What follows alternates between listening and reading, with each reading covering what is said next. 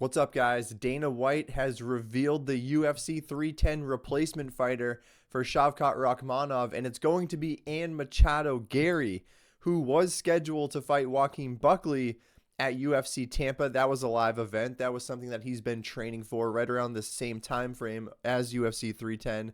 He gets pulled from that fight, gets moved over to the pay-per-view. They're going to be the co-main slot. It's going to be Ian Machado Garry taking on Shavkat Rakhmonov. So massive fight, obviously. This feels like it was going to be a fight that was, made in the future at some point.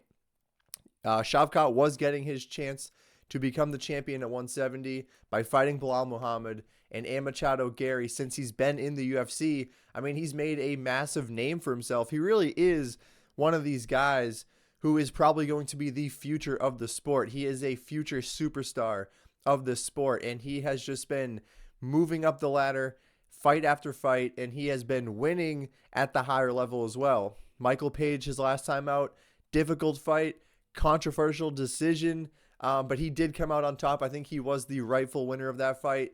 Jeff Neal ruled a split decision. Really not the best performance from Ian Machado Garry, but Jeff Neal's a tough opponent, a solidified top 10 guy in that division. He comes out on top there.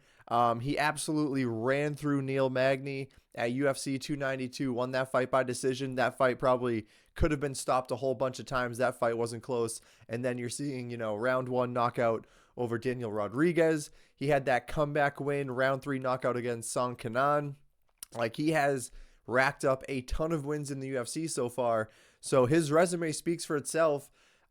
He was going to fight Shavkat at some point. That was a future fight. I just kind of think it's a mistake that he's taking this fight now. I actually don't really understand why he would do it unless it was going to be for an interim belt. But Dana White, I believe, has said that this is not going to be for any sort of belt. This is just going to be a regular co-main event, but it will be 5 rounds, is my understanding.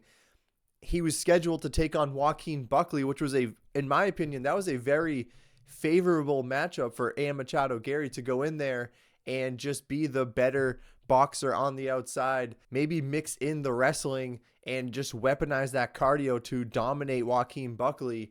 And if he gets that win, he's going to be ahead of the line for a future title shot coming off a win over Joaquin Buckley. So it doesn't really make sense because now he has to turn around. Yes, he has been in a training camp for Buckley. So I think, cardio-wise, physicality-wise, being ready for an actual fight, that's not going to be a problem. It's not really taking this on short notice.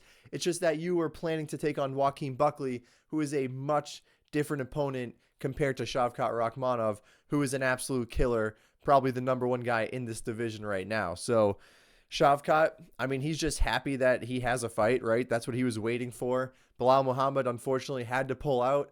Kamaru Usman, for the longest time, it seemed like he was going to be the name that got pulled out of the hat.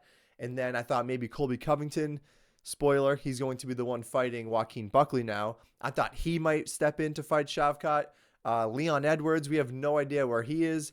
JDM, there was rumors going around that JDM had a fight ready to be scheduled right around the corner. People were saying maybe it was going to be against Shavkat at UFC 310. So there was a whole bunch of names out there that were rumored. And then it's actually kind of funny because we did get Ian Garry, but Shavkat pretty much named all those guys that I just listed. He named Leon Edwards, he named Kamaru Usman, he names Colby Covington, and he said that all of them are ducking Shavkat, which I think is false. I feel like, ducking is going to become the new fraud, right? We're going to be using that term way too much. And ducking, to me, is John Jones and Tom Aspinall, right? You have the clear number 1 guy ready to fight, and you're just straight up not even going to look at him or entertain him as an option to fight him. That's literally ducking someone. John Jones is ducking Tom Aspinall.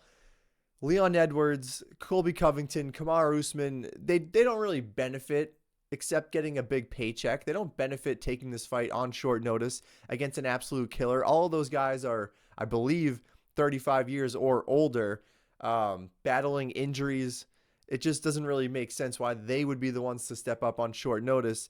Granted, I don't think any of them are going to really make another run for their belt at this point. Young man's game, I understand that. It is a big opportunity because it's a big name in Shavkat. But again, it wasn't going to be for the interim belt. So if that's not on the line, at least you don't take that fight. So I don't think those guys are ducking Shavkat like Shavkat thinks, but whatever. It doesn't really matter because Ian Garry signed the contract. Maybe not officially yet, but it sounds like he is going to, and that's going to be our new co-main event at UFC 310.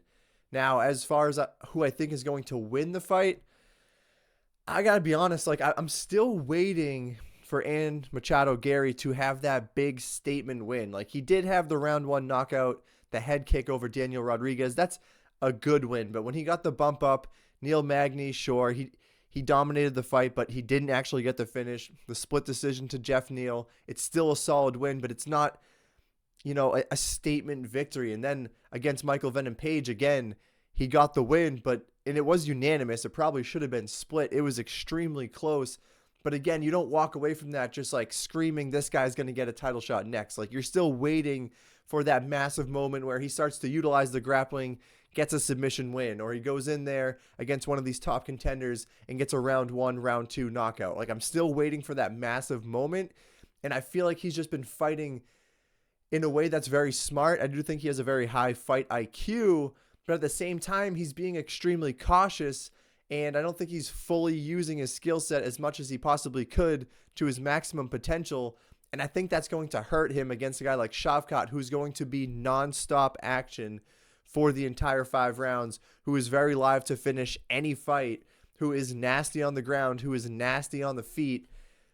And I'm probably thinking he's going to be the one landing the bigger shots as well. So I like Ian Machado Garry. I think he's got an extremely well-rounded skill set, really good fight IQ, really good cardio, but I need him to be more aggressive. If he's more aggressive in this fight, I think he can make this very competitive. This fight probably is going to go to decision. I don't think either guy's going to finish the other guy, but I'm thinking we go to decision. I think Shavkat just being a little bit more dangerous, having the bigger moments, he's probably going to win the fight. So as far as the prediction goes, I'll take Shavkat to win by decision, but I am excited that we do have a new event, a new replacement fighter taking on Shavkat, because we all want to see Shavkat fight, right? Like that's really the bottom line. So we have the fight, UFC 310 co-main event.